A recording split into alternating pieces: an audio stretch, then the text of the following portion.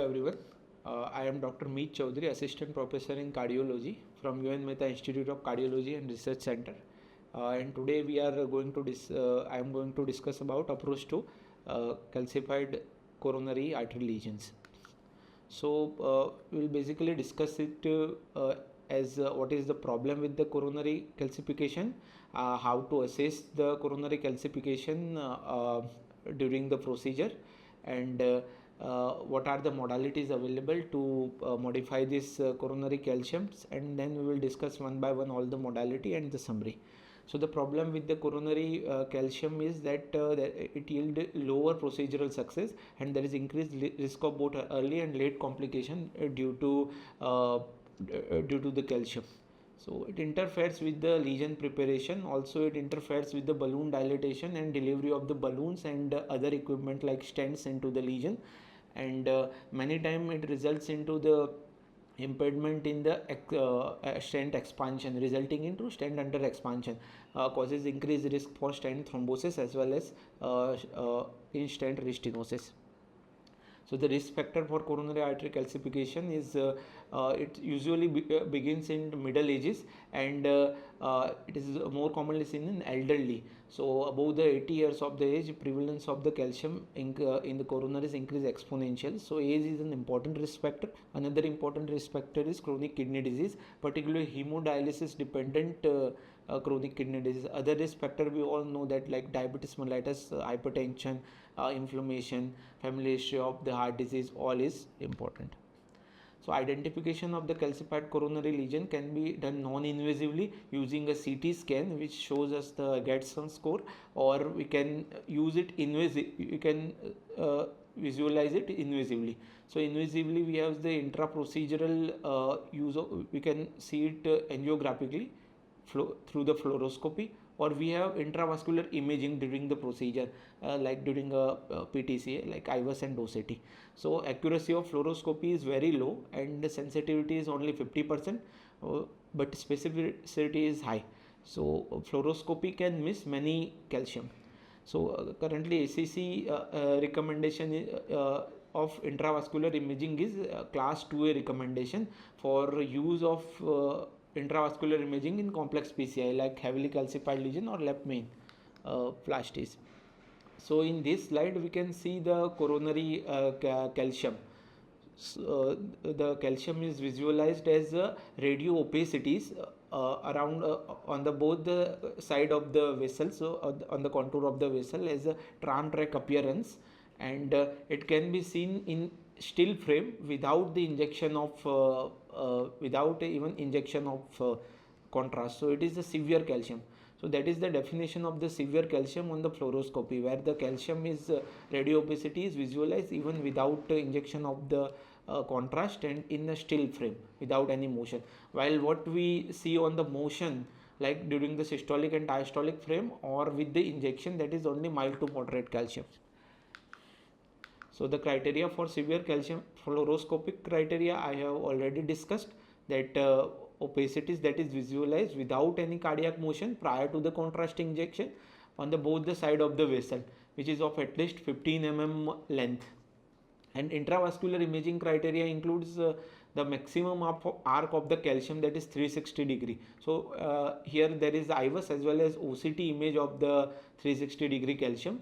There is a presence of calcified nodule. It can be seen on the IVUS as well as OCT. Then there is up to 270 degree calcium with a length of 5 mm, and along with the vessel negative remodeling. So negative vessel remodeling is defined as the external elastic lamina diameter into the lesion is actually less than the distal part of the vessel. So distally the vessel is larger, but at the site of the lesion, which is proximal portion, where external elastic lamina diameter is lesser. So here we can see the example of the same. The OCT has advantage because OCT can show us the thickness of the calcium as well, and the calcium thickness that is more than 500 micron or more than 0.5 mm is considered to be high burden of the calcium, which may require calcium modification. So these are the intravascular imaging criteria for the severe calcium. On the IVUS, you can see that the calcium is visualized as bright echoes with acoustic shadowing posterior to it, so you cannot see the entire thickness of the calcium. While in the OCT, the calcium is a well demarcated mass of the lesion, that is granular or heterogeneous appearance, with low attenuation and low backscatter. So we can also see behind the calcium. Okay. So these are the same IVUS and OCT criteria for the calcium modification requirement. So if there is a 360-degree arc of calcium, if the calcium is more than 270 degree with length of 5 mm or more, or presence of a calcified nodule, all this can dictate the use of calcium modification therapies. Any one of them is present, then we have to consider for calcium modification. So and OCT has added advantage of showing the calcium thickness. So another entity is the calcified nodule. Calcified nodule is an eccentric mass of the calcium that protrude into the lumen, and it is covered with a calcific plate. Underlying there is a high lipid core. So there are two types of the calcified nodule. One is eruptive calcified nodule, another is non-eruptive calcified nodule. The eruptive calcified nodule has a break in its cap. So it is associated with acute coronary syndrome, and it is almost 4 to 8% time, 4 to 8% of causes or mechanisms of the acute coronary syndrome, other being the plaque rupture and plaque erosion that we all know, but 4 to 8% may be due to eruptive calcified nodule. Eruptive calcified nodule is comparatively soft, and they may yield very easily on the high pressure NC balloon inflation, while non-eruptive is more likely to hinder the delivery of various balloon as well as the stent. So here we can see the both the but to differentiate eruptive and non-eruptive we require OCT. This is the IVUS image of the calcified nodule, where we can see the calcified nodule protruding in the lumen and causing the narrowing. So what are the treatment modalities for calcium modification? So we have balloon based modalities and we have atherectomy based modalities. So balloon based modality include non-compliant balloon, NC standard NC balloon, other is cutting scoring balloon, that is specialty balloon, and super high pressure balloon like OPN NC balloon. So we will discuss one by one all of them. But strictly speaking, the calcium modification therapy that can affect the severe calcium are only intravascular lithotripsy, which is also a balloon based therapy, and atherectomies. Atherectomies include rota ablation, orbital atherectomy, and excimer laser. We will discuss one by one all of them. So first, NC balloon angioplasty only affect the mild to moderate grade of the calcium, and it actually does not remove the calcium. It creates the dissections into media and thus disrupting the thin calcium plates and improve the plaque elasticity, so allow for the stent expansion. But there are several limitations. While there is a limitation of balloon slippage, watermelon seeding effect, where the balloon will slip from the calcified segment to non-disease segment, and thus increasing the risk of inflation in non-disease segment and increasing the risk of dissection. So another phenomena is non-uniform expansion. Non-uniform expansion of the balloon will be termed as a dog boning, and it may inflate towards the more compliant sides of the vessel and increasing the risk of perforation on that side or dissections on that side. That is the why we cannot use the NC balloon as a first modality in severe calcium many times, because of increased risk of this watermelon seeding effect, dog boning, and it may not yield the adequate lesion preparation. So next is cutting and scoring balloon. Cutting balloon is a balloon with a microsurgical blades over it. It is a non-compliant balloon only with microsurgical blades over it. So it creates the incisions into the calcium plates and elastic and fibrous continuity of the plaque, and thus give better results in stent expansion. Many times this balloon, because of this blades, balloon is less likely to slip from the lesion, and it might be able to grasp the lesion very better. So Wolverine cutting balloon and flex storm is one of the example. The scoring balloons have less traumatic elements, and they score the lesion, and they are less traumatic. they are easily deliverable. We have example here. The first one is the angiosculpt, where 3 to 4 nitinol mesh wires are intertwined around the balloon, which is a scoring balloon. The Wolverine, here is the Wolverine cutting balloon, which has, it is a cutting example of cutting balloon.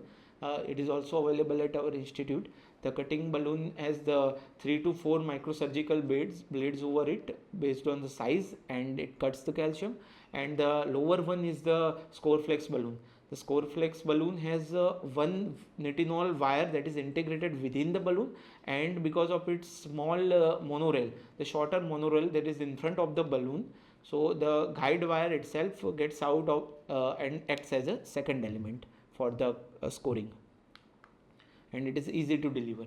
While we will discuss the high pressure balloons. High pressure balloons is OP and NC balloon, which can be inflated up to 35 to 40 atmosphere of the pressure, and may yield better, and because of its double layer structure, it can be inflated at very high pressure. So but it needs to be undersized compared to the vessel, because 1:1 sizing increases the risk of perforation. So one may consider 0.5 mm smaller balloon for the particular vessel size, and usually 35 atmosphere is the rated burst pressure for OP and NC balloon. But even this OP and NC and cutting and scoring balloon are only effective in mild to moderate calcium. Many times severe calcium may not yield. So we have 3 questions in case of a severe calcium. Does this all kind of severe calcium require calcium modification? I am speaking about atherectomy or lithotripsy, versus can we get by just high pressure NC ballooning and or cutting balloon. So I will try to answer this question. Then if we have chosen the calcium modification, then which modality to be used? We should use atherectomy, or we should use lithotripsy. And among the atherectomy, what to be used, or rotational atherectomy or orbital, or when to use the laser. So I will try to discuss each question. The first question is does all severe calcium require calcium modification therapy, being lithotripsy or atherectomy? So answer is no. Only the balloon uncrossable lesion requires the atherectomy. If the lesion is not crossable by the balloon, then the balloon based therapy, that is lithotripsy, will obviously not gonna come in help. So we will only use atherectomy in such cases. There is another entity, that is balloon undilatable lesion. Balloon undilatable lesion is the balloon is not expanding. The balloon is not expanding properly, viewed in two orthogonal view, despite of high pressure, like up to 20 atmosphere. That is balloon undilatable lesion, even with the reasonable guide support. So in such cases, we can consider either atherectomy, and if possible, if lithotripsy balloon is we are able to cross, then lithotripsy can also be considered in balloon undilatable region. The denser, the thicker and the longer the calcium, more likely the calcium require the modification from either atherectomy or lithotripsy. So we can see it from the various OCT features or IVUS feature that I have already explained.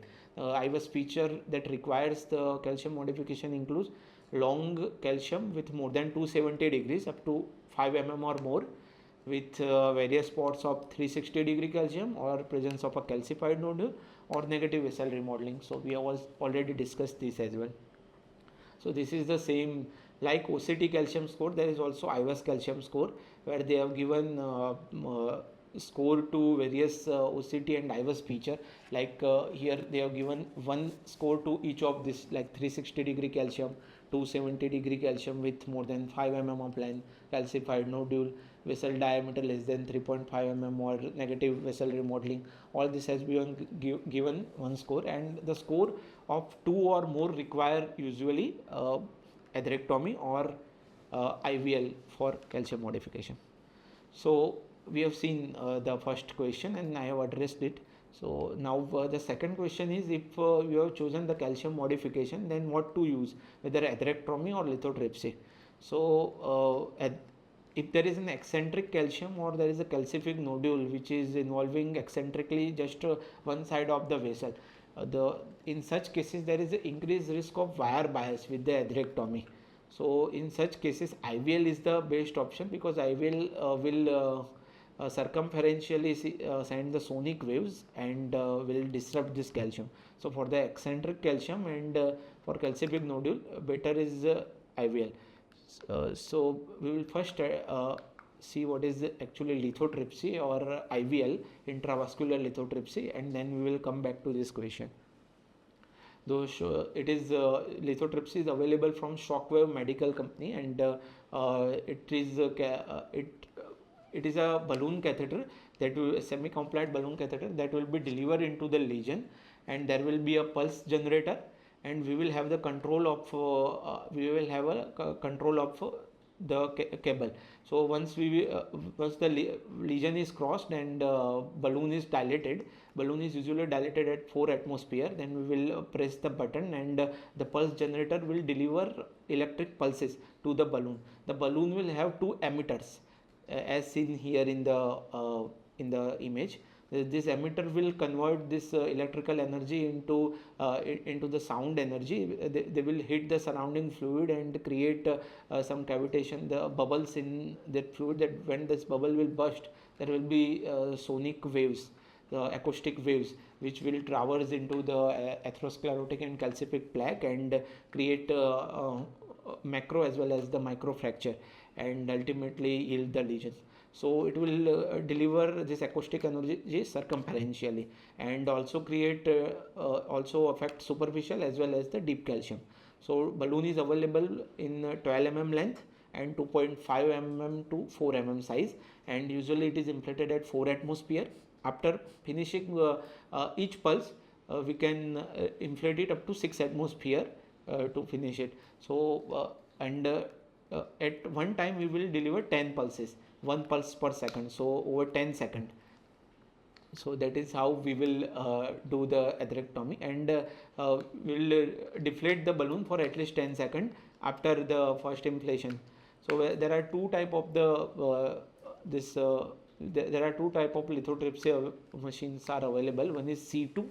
The C2 had 80 pulses in the pulse generator, and now current version is C2 plus. The C2 plus has 120 pulses. So we have to inflate the balloon 12 times, and 10 pulses will be delivered each time. So total 120 pulses will be delivered in such a manner. So what are the evidence for the IVL? Usually come from the disrupt CAD series from 1 to 4 series. They are single arm studies, and there is a recent trial, roller coaster trial, which compared the rotational atherectomy, IVL as well as the laser, all three, and they identified that IVL was non-inferior to rotational atherectomy in terms of the stent expansion, but laser didn't reach the non-inferiority margin. So IVL and rotational atherectomy were almost equal. So this is the wire bias that I was talking about. With the atherectomy, if we are treating calcified nodule with the atherectomy, as we can see here, because of the wire bias, the rota burr will stay away from the calcific nodule, and it might rotate into non-disease segment and may increase the risk of dissection. But as seen in the lower part of the slide, where the shockwave IVL lithotripsy will give the sonic waves circumferentially and break the superficial as well as the superficial calcium as well as the deep calcium. So this is the same slide. The eccentric lesion or calcific nodules are prone to wire bias, and the rota burr is susceptible to wire bias. If wire bias is favorable toward the calcific nodule, then it can impact the calcific nodule, but if it is away from the nodule, then it might not result in any calcium modification. So here this is the example of the wire bias. In the A1, A2 and A3, one can see that because of the wire bias, the rota burr is staying away from the calcific nodule, and there is almost none calcium modification. While in the lower part of the slide B1, B2 and P3, you can see that because of favorable wire bias, the atherectomy is more successful in breaching the calcium cap of the calcific nodule, and create at least some calcium modification. So for such cases we might need, as we are discussing here, as we have discussed, that eccentric calcium and calcific nodules may require IVL, as IVL will break calcium circumferentially, while atherectomy will have problem with wire bias. Balloon uncrossable lesion obviously require atherectomy. Balloon crosses, but if it is undilatable lesion, then atherectomy or IVL can be used.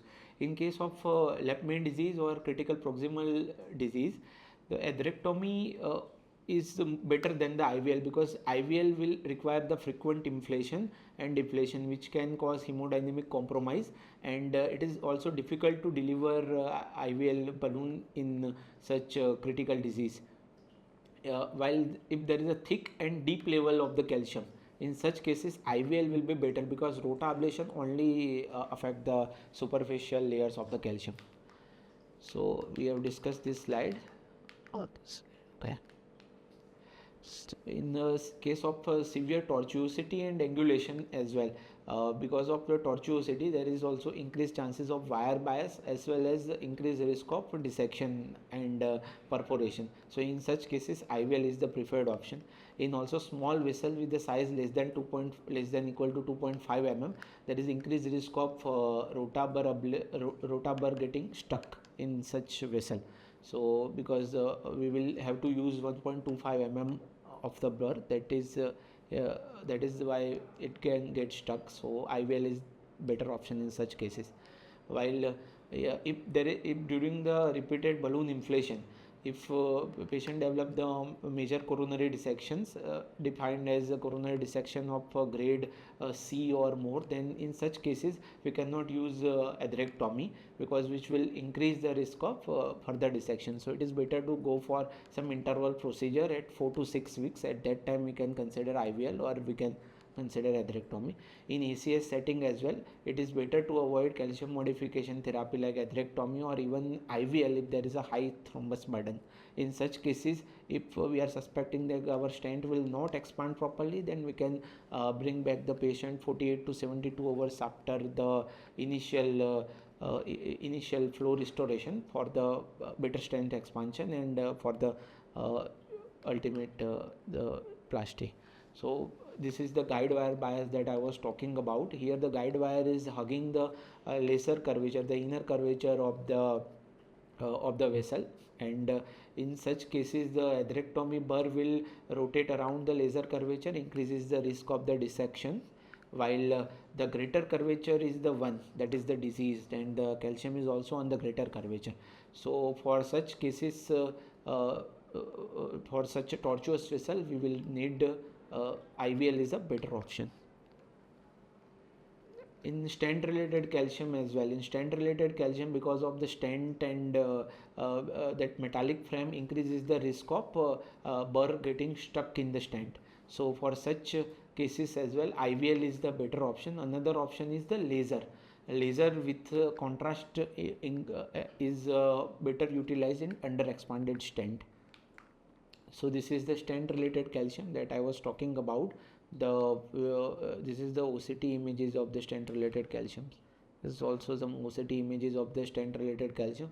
Here the calcium is only inside the stent but not the outside, and it is likely due to new atherosclerosis with calcium.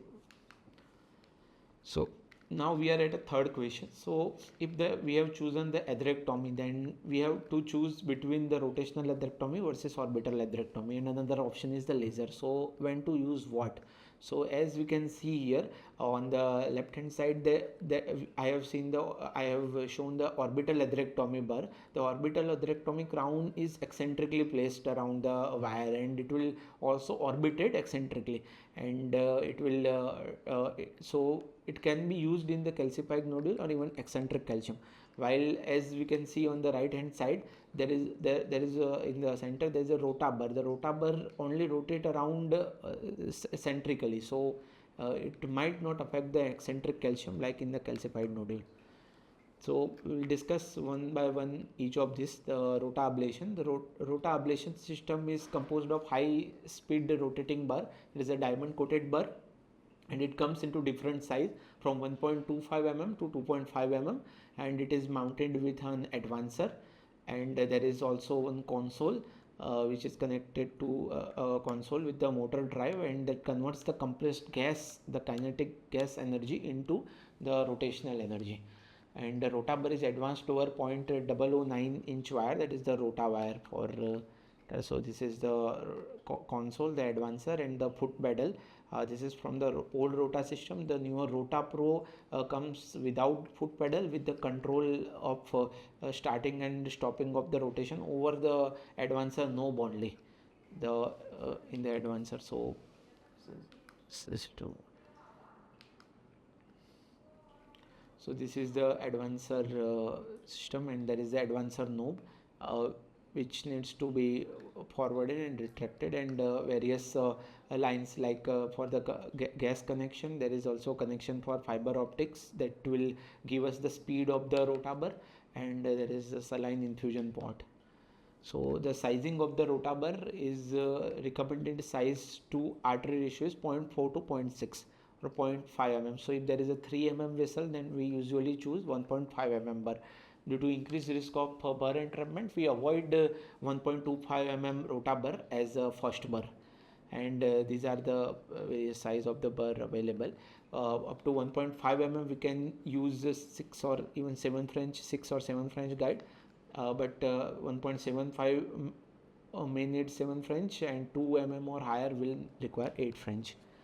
So there are two type of rota wires, that is the floppy and extra support. We commonly use floppy. Floppy is more flexible and torqueable wire, and it is the diameter of the wire is 0.009, while the tip of the rota wire is 0.014, just like our workhorse wire.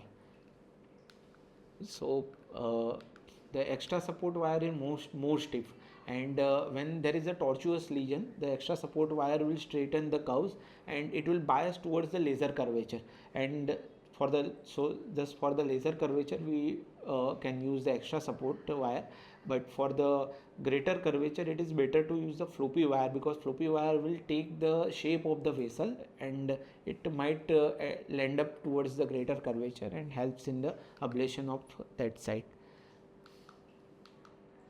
So and rota solution and rota cocktail. So this the rota solution is used. Rotaglide solution comes under 20 cc vial, and it contains egg yolk and phospholipids and all this contents sodium hydroxide and all. So they improve the lubricity, they reduce the friction, they decrease the heat generation, and also improve the feel of the rotabar. But they are contraindicated in patients who have known allergy of either olive oil or egg yolk. So alternative to Rotaglide solution is that we commonly use is cocktail. The cocktail can be generated by adding heparin and vasodilators. There is one study, that is Carafe study, which shows that with the use of the cocktail there is increased success rates, and also there is a decreased slow flow and no reflow condition. So mechanism of the rota ablation is that when the rotabar will come near the normal elastic tissue, the tissue will retract away from the burr, while the inelastic calcified tissue will be abraded or cut by the rotabar. So that is the differential cutting. The tips for the use is first is we can primary use generally we use workhorse wire or hydrophilic polymer jacketed wire to cross the lesion, but we can also use the rota wire, and it is better to use actually the wire of the orbital atherectomy, that is Viper wire, is more torqueable and flexible than rota wire, but rota wire can directly use for primary wiring, but there is increased risk of increased risk of dissection with the rota wire, so you should keep that into mind. Then rotational atherectomy should be performed with a slow packing motion, with the slow forward motion, and we can have a faster backward motion, and the we have to keep burr rotation between 1.4 lakh to 1.8 lakh. And duration of the ablation should be short, it should be less than 30 seconds, and in between each run we have to give some time for the breathing of the artery, and also during the crossing of the lesion and around the lesion we have to be aware that we should not stop burr rotation into the lesion. If we do that, there is increased risk of burr entrapment or burr dislodgement in that particular smaller vessel. So the contraindication for the rota ablation being the severe LV dysfunction with the last remaining vessel being ablated, or in case of saphenous vein graft, or where we cannot cross the lesion with the rota wire. Many times we put a guide routine guide wire like BMW or hydrophilic guide wire across the lesion, then we exchange it with microcatheter. But sometimes because of critical lesion, microcatheter might not go beyond the critical lesion. In such cases, the rota ablation may be difficult to perform and it should not be performed. We may require laser in such cases. So also in acute coronary syndrome with the evidence of thrombus or significant dissection at the treatment site, we have to avoid the rota ablation. So we have known the complication like burr entrapment, dissection, no flow, and evidence of the rota ablation come from this two trial, Rotaccess and Prepare Calc. But both of these trials have not shown any difference in the clinical outcome like mortality or target lesion failure, but they have shown that with the rota ablation we have the better lumen gain, we have the better stent expansion. So, and they are very small size trial, like only 200 patients. So currently the guideline recommend rota ablation as class 2A recommendation for in a patient with the heavily calcified lesions to improve the procedural success. So we will discuss about orbital atherectomy now. So orbital atherectomy is a newer modality for calcium modification. It has eccentrically mounted diamond coated crown. It is come into one single size, 1.25 mm size, and it is connect to the drive shaft and the controller and the pneumatic console, just like as in the rota ablation. So in orbital atherectomy, the crown is located around 5 to 6 mm away from the tip of the nose cone of the catheter. So because of that initial 5 mm of the tip of the nose cone, many times the orbital atherectomy the crown may not reach the lesion, and it might be difficult to advance across the very critical lesion. So in such cases, rota ablation may be better in such patient. So compared to rota ablation, orbital atherectomy can have calcium modification with the backward as well as with the forward as well as backward motion, while in the rota ablation there is only the ablation occurs only with the forward motion, because diamond coated burrs are situated only in front of the burr, not behind the burr.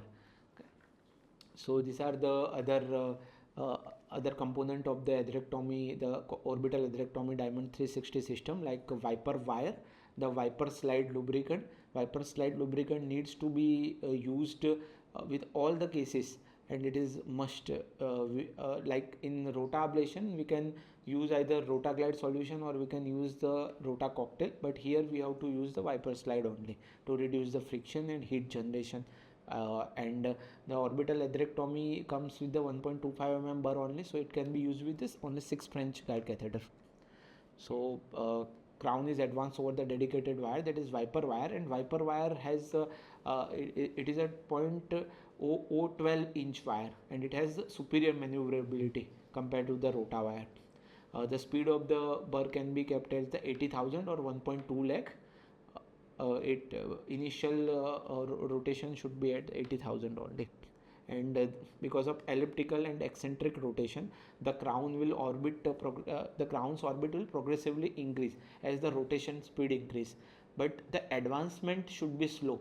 If the advancement is fast, as we can see in the next few slide, if the advancement here the advancement is if fast, then the diameter gained by the orbit of the orbital atherectomy will be lower.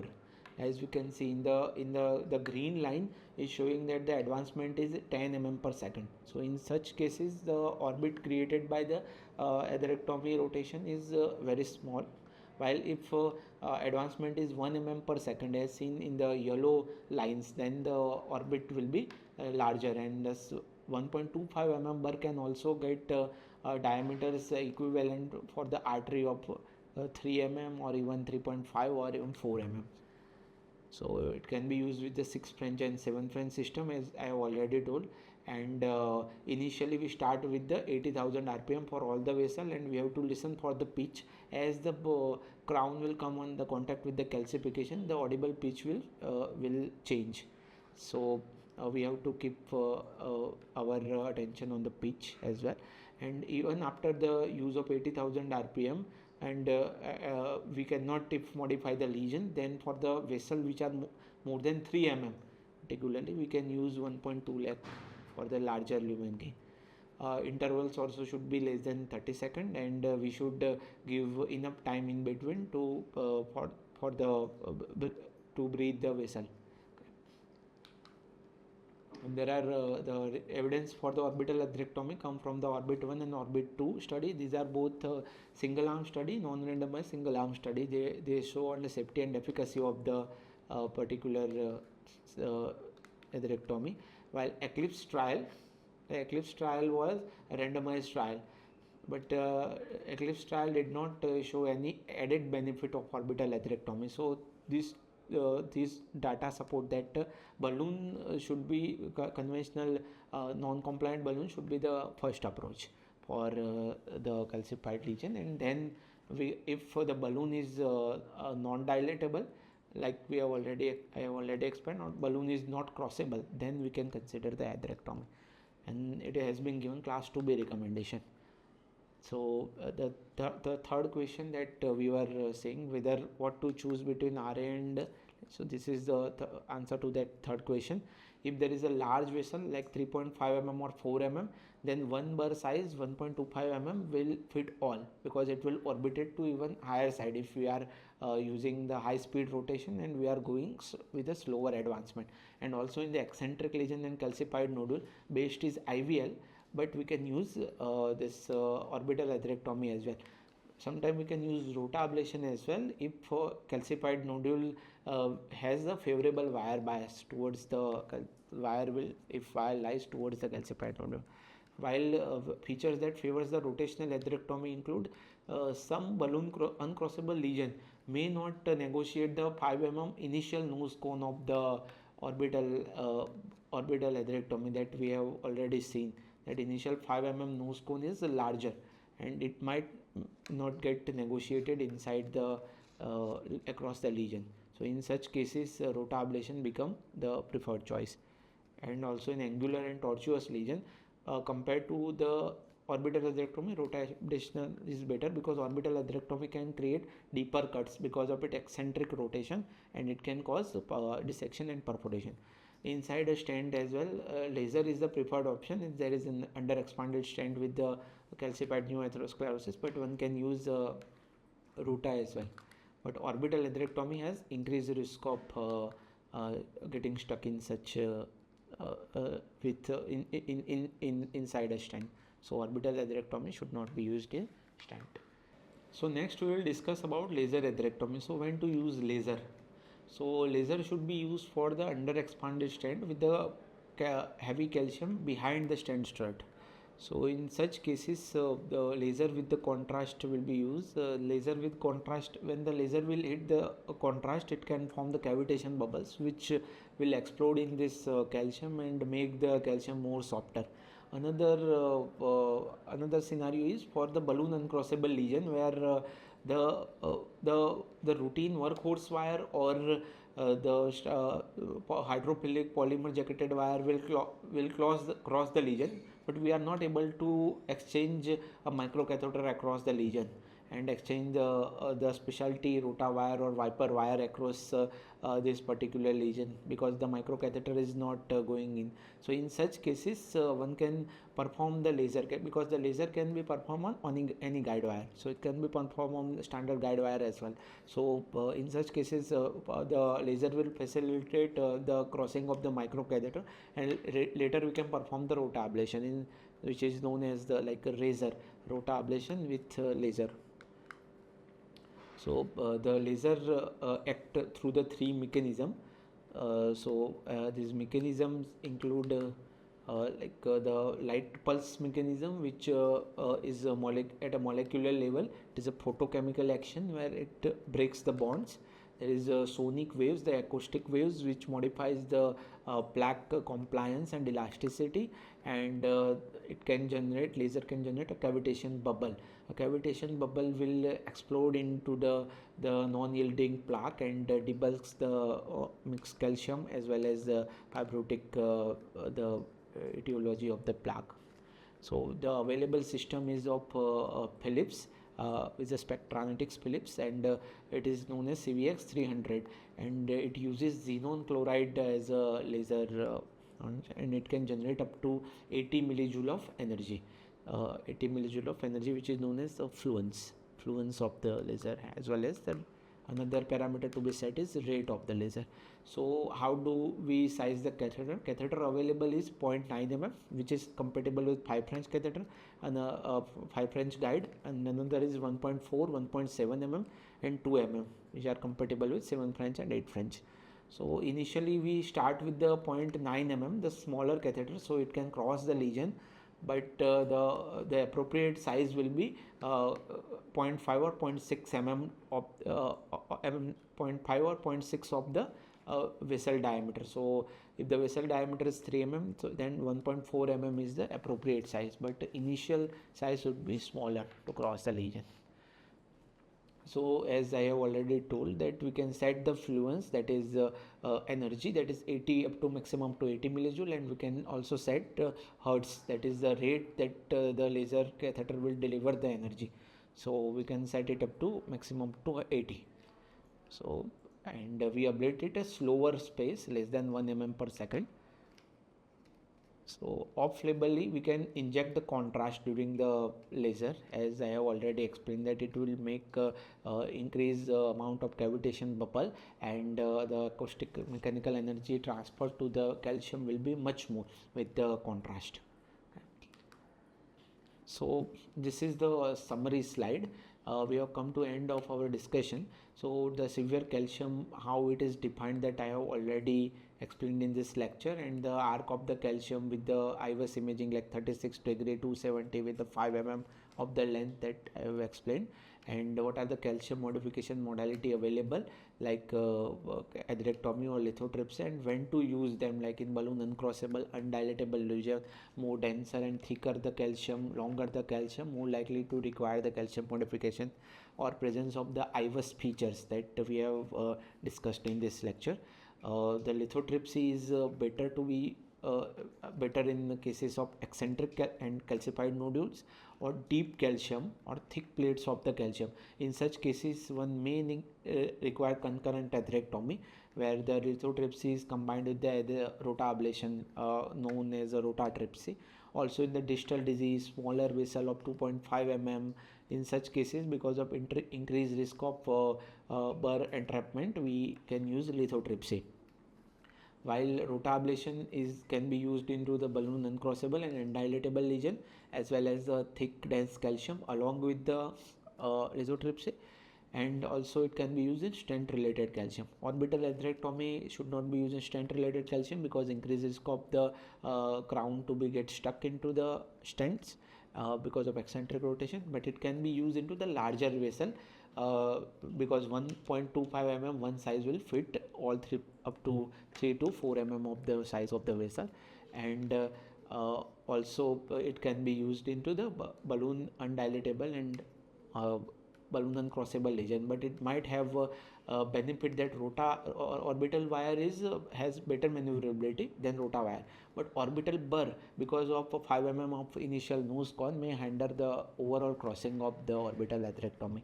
And the laser has a limited role in the calcium, and only it is used in under expanded calcium with the under expanded stent, or in balloon uncrossable lesion, where we are not able to exchange or advance the atherectomy wire across the very critical lesion. In such cases, we might perform first laser, and then we repeat run with the rotablation, and we can get a better result.